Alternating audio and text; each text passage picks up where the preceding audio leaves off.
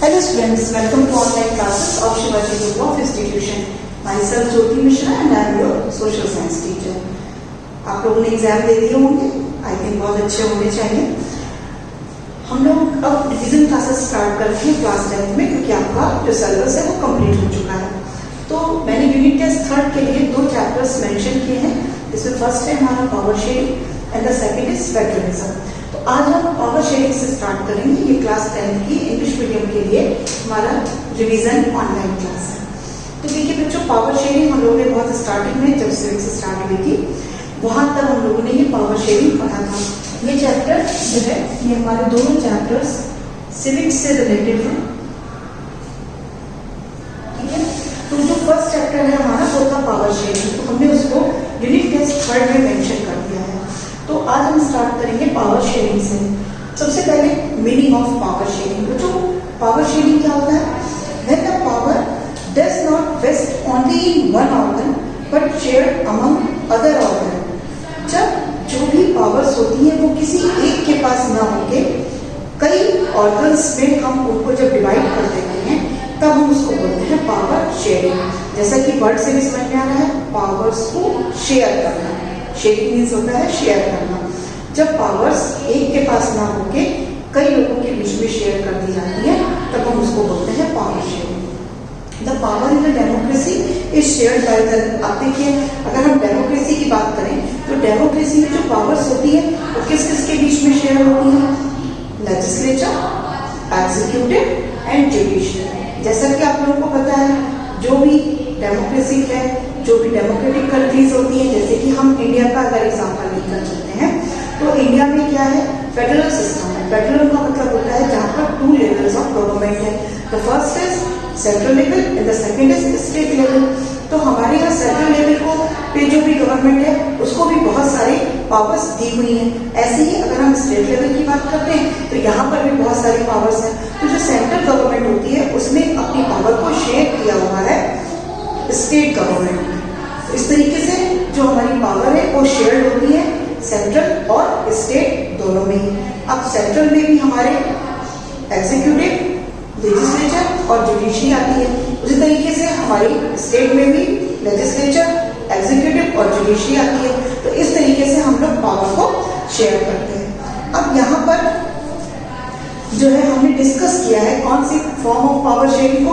हमने यहाँ पर बेल्जियम और श्रीलंका इन 2 कंट्रीज को हमने डिस्कस किया है, जिसमें हम बताएंगे कि कैसे बेल्जियम में और या फिर श्रीलंका में किस तरीके से हम पावर को शेयर किया गया था। अब देखिए, सबसे पहले हम बेल्जियम लेके चलते हैं। बेल्जियम में क्या था? बेल्जियम क्या है? Belgium is a small federal state in western Europe having complex ethnic composition. जो बेल्जियम है वो यूरोप का एक छोटा सा कंट्री है जहां पर एथनिक कॉम्पोजिशन है, ठीक है, और ये यूरोप में है।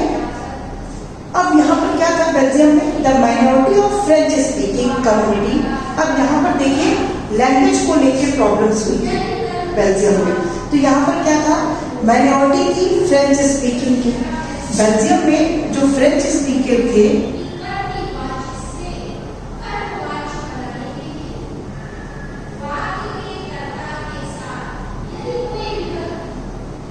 फ्रेंच स्पीकिंग जो थे वो हमारे थे 40%, ठीक है। तो ये क्या थे? ये माइनॉरिटी और रिलेटिवली रिच एंड पावरफुल। और जो डच स्पीकिंग है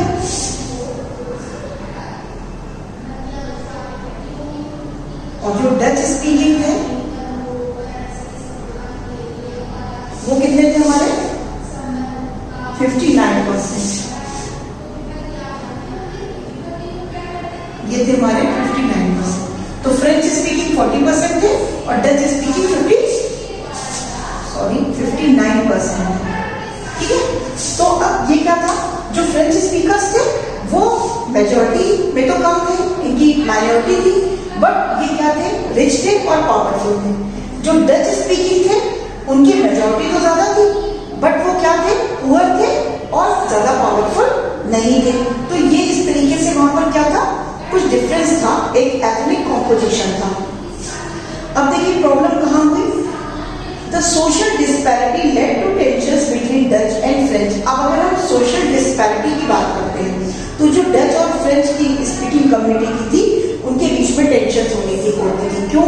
क्योंकि ये इनका कहना था कि गवर्नमेंट हमारी होनी चाहिए क्योंकि हम मेजॉरिटी में ज्यादा है, बट फ्रेंच स्पीकर्स का कहना था कि गवर्नमेंट जो है वो हमारी होनी चाहिए क्योंकि हम ज्यादा रिच है और हम ज्यादा पावरफुल है। तो दैट इज द, ये हमारा जो दोनों के बीच में जो टॉपिक था टेंशन का वो दिस था कि गवर्नमेंट किसकी फॉर्म होनी चाहिए, किसके हाथ में पावर होनी चाहिए, किस तरीके से पावर्स को शेयर करना चाहिए, किसको पावर ज्यादा देनी चाहिए, किसको पावर कम मिलनी चाहिए। तो यहाँ पर जो बेल्जियम में थी वो ये प्रॉब्लम थी।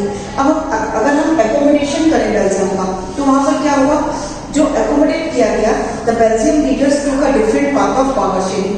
तो जो वहां के किंग थे उन्होंने एक डिफरेंट पाथ बनाया पावर शेयरिंग का। आफ्टर अमेंडिंग देयर कॉन्स्टिट्यूशन, जब उनका कॉन्स्टिट्यूशन अमेंड हो गया, they develop the concept of community government apart from state and central government.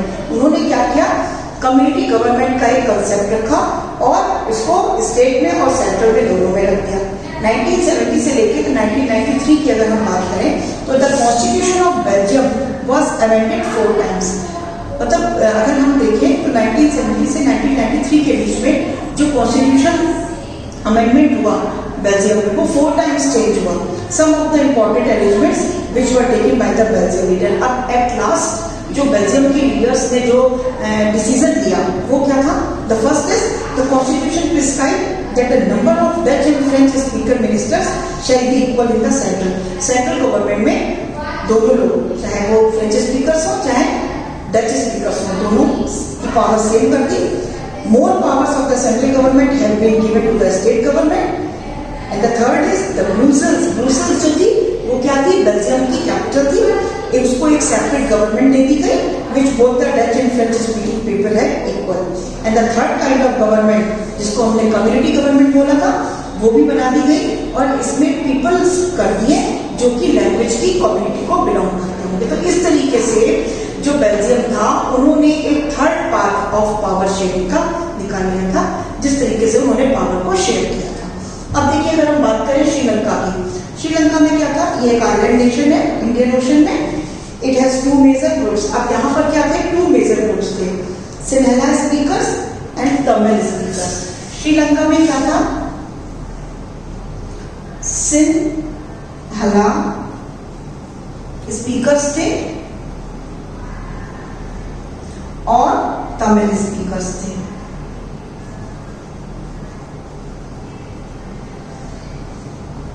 And Tamil speakers. तो इसमें 2 तरह की, ये भी एक ही लैंग्वेज भी था, यहाँ पर लैंग्वेज का प्रॉब्लम था। अब जो सिन्हला स्पीकर्स थे वो 74% थे और ये जो थे वो 18% थे। ठीक है, तो क्या थी, मेजॉरिटी इनकी थी और माइनॉरिटी इनकी थी। तमिल्स हैव 2 सब ग्रुप्स। अब जो तमिल्स थे वो भी, जो तमिल स्पीकर्स थे वो फिर से 2 पार्ट्स में डिवाइड थे, श्रीलंकन तमिल्स और इंडियन तमिल्स।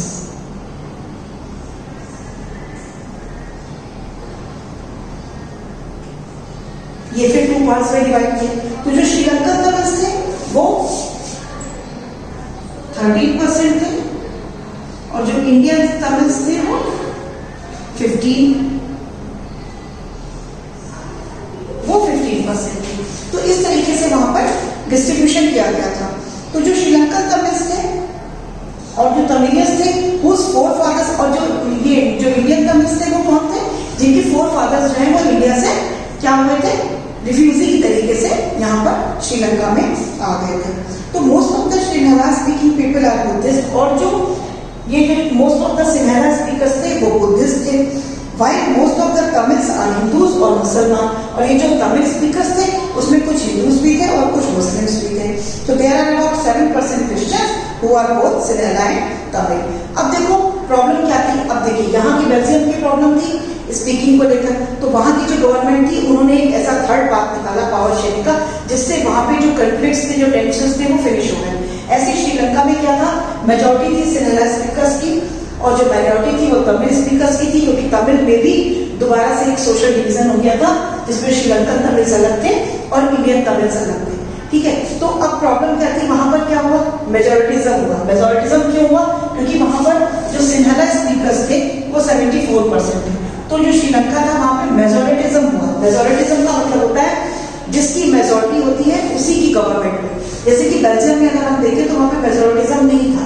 क्यों नहीं था, क्योंकि वहां पे डच स्पीकर्स बहुत ज्यादा थे, बट उसके बावजूद क्योंकि वो बहुत पुअर थे और मोस्ट पावरफुल नहीं थे, इसलिए यहाँ पर मेजोरिटिज्म नहीं हुआ।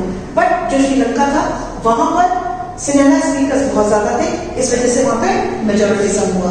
Majoritarianism is a concept which signify a belief that a majority community should be able to rule a country. क्योंकि वहां पे उन लोगों का कहना था, जो सिन्हाला स्पीकर्स थे, कि हमारी मेजॉरिटी है तो हमें जो है वो गवर्नमेंट जो है बनानी चाहिए। When श्रीलंका बिकम इंडिपेंडेंट, और जब श्रीलंका 1948 में इंडिपेंडेंट हुआ, the leaders of the Sinhala community establish a dominance. तो उन्होंने क्या किया, जो सिन्हाला स्पीकर्स के जो है वो लीडर्स थे, उन्होंने क्या किया, एक सिन्हाला कम्युनिटी बनाई और एस्टैब्लिश किया एक डोमिनेंस गवर्नमेंट को, मतलब उन्होंने अपनी मेजॉरिटी से गवर्नमेंट को एस्टैब्लिश कर दिया। 1956 में एक एक्ट पास हुआ to recognize Sinhala as the only official language. और देखिए उसके बाद फिर क्या हुआ, जब 1956 में एक एक्ट पास हुआ और उसमें सिर्फ सिन्हाला जो एक लैंग्वेज थी उसी को ही ऑफिशियल लैंग्वेज बना दिया गया। This regarding Tamils the government follow preferential policies that favoured Sinhala. और जो गवर्नमेंट थी वो वही पॉलिसीज को बनाती थी या उन्हीं को डिफेंड करती थी जो कि सिन्हाला से रिलेटेड थे।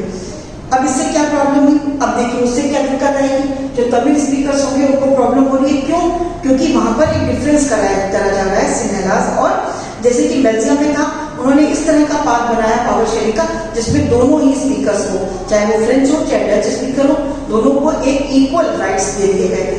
बट यहाँ पर मेजोरिटिज्म था, जिनकी मेजोरिटी थी उन्हीं की सारी बातें सुनी गई, उन्हीं ने गवर्नमेंट को फॉर्म किया, उन्होंने अपनी लैंग्वेज को ऑफिशियल लैंग्वेज बना दिया, उन्होंने एक डोमिनेंस गवर्नमेंट बनाया।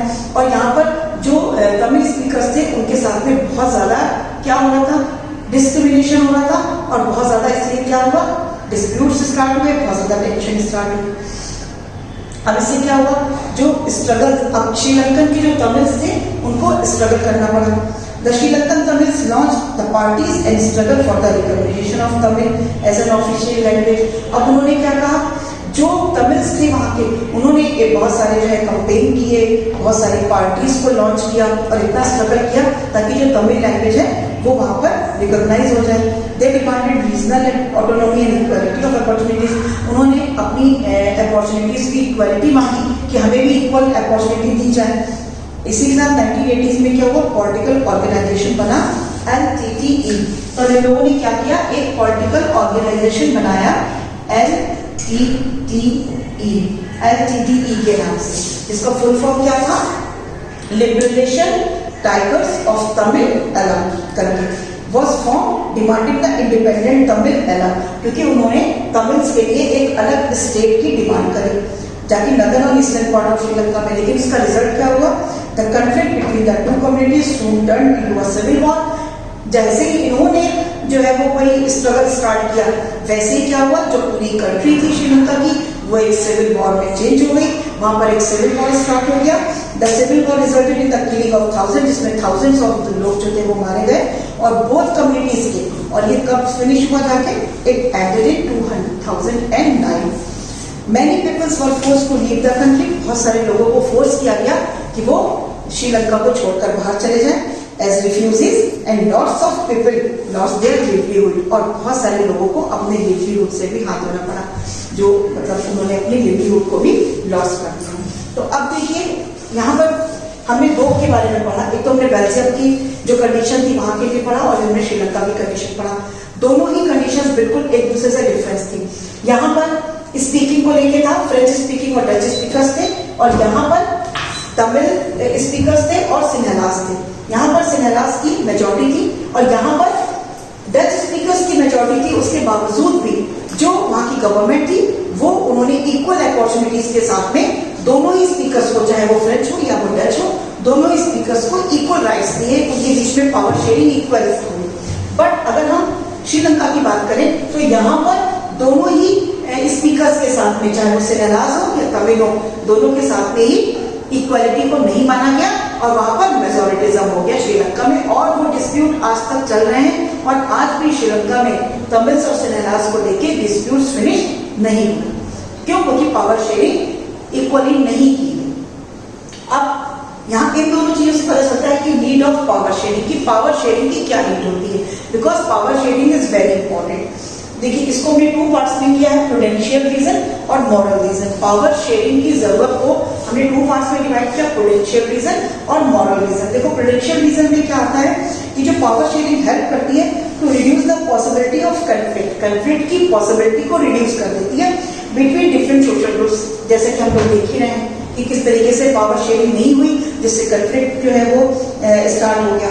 As social conflict often leads to the violence, और जब सोशल कंफ्लिक्ट होगा तो वो वायलेंस बढ़ाएगा, पॉलिटिकल इनस्टेबिलिटी बढ़ेगी, और इसके साथ साथ पावर शेयरिंग हेल्प करता है स्टेबिलिटी ऑफ पॉलिटिकल ऑर्डर को भी। इसी के साथ साथ the absence of power sharing result into imposition of it will majority community over there. अब देखिए इसका मॉरल रीजंस क्या है। Power sharing is very spirit of democracy. Democracy के लिए पावर शेयरिंग बहुत इंपॉर्टेंट है, क्योंकि अगर हम जैसे ही देखते हैं कि कहीं पर भी डेमोक्रेसी है, democracy means equality, equal opportunities, equal work, equal freedom, equal right to vote, हर चीज इक्वल होती है डेमोक्रेसी में। तो डेमोक्रेसी के लिए भी जो है वो हमारी जो है ये power sharing is very important for democracy also. In democracy people have the right to be consulted in how they are to be govern. तो it is obvious that sharing of power make us more powerful. तो जो अगर हम power sharing करते हैं तो हम more powerful हो जाते हैं। तो इसलिए the need of power sharing is very important. And last is the forms of power sharing. अब देखिए पावर शेयरिंग को हम किस तरह से कितने फॉर्म्स में डिवाइड करते हैं। The first is horizontal form of government, second is vertical form of government, third is community government, fourth is coalition government, and the last is the different interest groups. जल्दी से पढ़ते हैं। Horizontal form of government में क्या होता है, हम इसमें जो है वो पावर शेयर को 3 टाइप में या 3 पार्ट्स में डिवाइड करते हैं। First is legislature, then executive, then judiciary. जैसे ही हम पावर को 3 पार्ट्स में डिवाइड कर रहे हैं, this type of power is called horizontal form of power sharing, क्योंकि ये 3 पार्ट्स में हमने डिवाइड कर। The arrangement is called horizontal. Each organ checks the other, एक ऑर्गन दूसरे ऑर्गन को चेक करता है। This result in balance of power among various institutions. In a democracy, even though ministers and government officials exercise power, they are responsible to the parliament or state assemblies. तो जिस तरीके से हमने horizontal distribution of power देखा, जिसमें हमने legislature, executive और judiciary में power को share कर दिया। The second is the vertical form of government. Vertical form of government को हम फेडरल गवर्नमेंट फॉर्म भी बोल सकते हैं, क्योंकि इसमें हम पावर को डिफरेंट लेवल्स में डिवाइड करते हैं। जैसे कि हमने स्टार्टिंग में मैंने बताया था कि जैसे फेडरलिज्म होता है, फेडरल गवर्नमेंट होती है, जहां पर हम पावर को 2 हमने लेवल में डिवाइड किया हुआ है। The first is the central level and the second is the state level. Overall जो गवर्निंग बॉडी होती है कंट्री की, उसको हम यूनियन गवर्नमेंट बोलते हैं, उसको हम फेडरल गवर्नमेंट बोलते हैं। And the government at the constituent unit, और जो हमारी कॉन्स्टिट्यूट और स्टेट गवर्नमेंट बोलते हैं उसको, और जो लोएस्ट लेवल इसका होता है वो हमारा लोकल गवर्नमेंट होता है, जिसको हम पंचायत भी बोलते हैं। तो जब हम पावर को 3 पार्ट्स में, union government, state government and local government, जिसको हम पंचायत भी बोलते हैं, में हम जब डिवाइड करते हैं, तो ये हमारा वर्टिकल फॉर्म कहलाता है of power sharing. The third is community government. Power में also be shared among different social groups. बहुत सारे डिफरेंट सोशल ग्रुप्स में भी हम पावर को डिवाइड करते हैं। जैसे कि हमने कम्युनिटी गवर्नमेंट देखी थी बेल्जियम में, जिसका बढ़िया एग्जांपल था। And the next is the coalition government. जब कोई भी एक जो पॉलिटिकल पार्टी होती है वो अपनी मेजॉरिटी को क्लियर नहीं कर पाती है, तो कुछ पार्टीज मिलकर जब एक गवर्नमेंट को फॉर्म करती है, that type of government is called the coalition government. And the last is different interest group. Different interest group में आएगा like traders, businessman and industrialists, farmers and industrial workers also have a share. इनका भी share होता है government power में through the participation in government community of bringing influence on the। और सबसे ज्यादा इनका पावर कहाँ होता है, ये जो बड़े बड़े हमारे इंटरेस्ट ग्रुप्स होते हैं, इनकी जो जब हम गवर्नमेंट कोई भी डिसीजन मेक करती है, तो जब गवर्नमेंट डिसीजन मेकिंग होती है उसमें ये जो हमारे इंटरेस्ट ग्रुप्स होते हैं, इनकी जब इनका जो डिसीजन होता है या इनका जो शेयर होता है वो बहुत ज्यादा इन्फ्लुएंस करता है गवर्नमेंट की डिसीजन मेकिंग। सो चिल्ड्रन, आज हमने पावर शेयरिंग चैप्टर को थॉरोली से पढ़ लिया, बहुत पहले पढ़ा था, आज रिवाइज हो गया। सबसे पहले हमने आपको बताया पावर शेयरिंग का मीनिंग, इसमें हमने आपको फिर दोबारा से बेल्जियम और श्रीलंका दो को एग्जाम्पल के साथ में बताया कि यहाँ पर किस तरीके से हमारी पावर शेयरिंग हुई और यहाँ पर किस तरीके से पावर शेयरिंग हुई।